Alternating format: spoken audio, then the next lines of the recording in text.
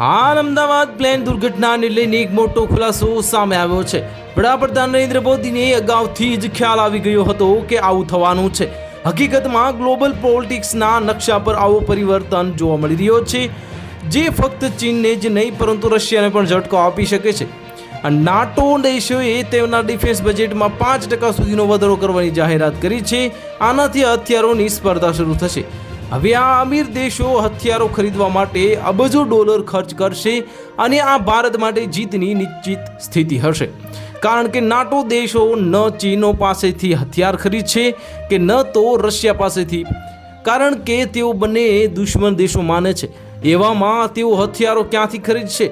ભારતમાંથી, કારણ કે ભારતમાં બનેલા હથિયારોની ગુણવત્તા માત્ર સારી નથી પરંતુ તે વિશ્વસનીય પણ છે અને યુદ્ધમાં તેનું પરીક્ષણ પણ કરવામાં આવ્યું છે।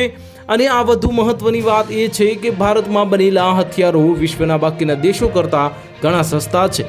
એવામાં ભારત નાટોની હથિયાર સ્પર્ધામાં સુપરસ્ટાર બનશે તે પાકું છે।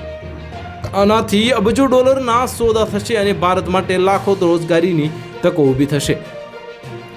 નાટોના આ નિર્ણયથી સૌથી મોટી અસર એ થશે કે અમીર દેશો વચ્ચે હવે અત્યાધુનિક અને વસ્તુ શક્તિશાળી જે દેશોની રેસ શરૂ થશે અને રક્ષા બજેટમાં વધારાનો સીધો અર્થ એ થાય છે કે આ દેશો નવી સૈન્ય ટેકનોલોજી, હથિયાર પ્રણાલી અને ડિફેન્સ ઇન્ફ્રાસ્ટ્રક્ચરમાં ભારે ઇન્વેસ્ટ કરશે। આની માટે તેમણે મોટા પ્રમાણમાં હથિયારોની ખરીદી કરવી પડશે।